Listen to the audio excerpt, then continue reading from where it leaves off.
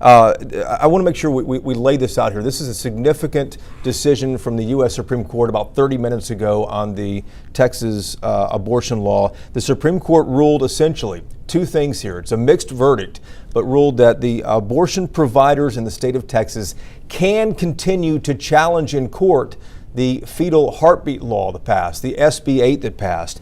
But there was a split ruling on this, as we mentioned. In a 5-4 ruling, the court will not allow the lawsuits to go forward against state court clerks. The abortion providers had sued state court clerks in order to stop this law from taking effect. So a split ruling here this morning. Let's get to one of our guests this morning, Brian Owsley. He's the Associate Professor of Law at UNT in Dallas. Brian, can you hear me this morning?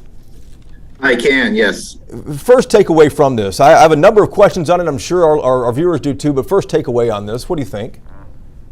First takeaway on this is it's not a good decision if you care about Roe versus Wade. This is a decision that basically, in many ways, refuses to uphold the court's precedent in Roe versus Wade, and that doesn't bode well. Most notably for Dobbs versus Jackson Women's Health, which is the other abortion decision that the Supreme Court heard argument earlier this month on.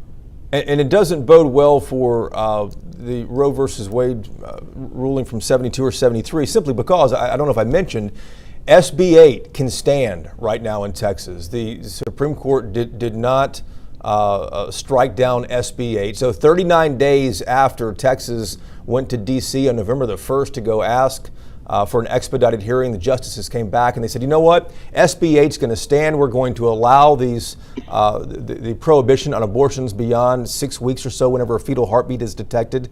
That seems significant. You mentioned Roe v. Wade. That was one of my questions.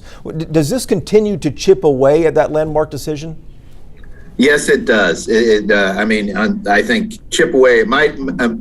We might be seeing the end of Roe versus Wade in the coming months with the 1-2 punch of this decision and Dobbs.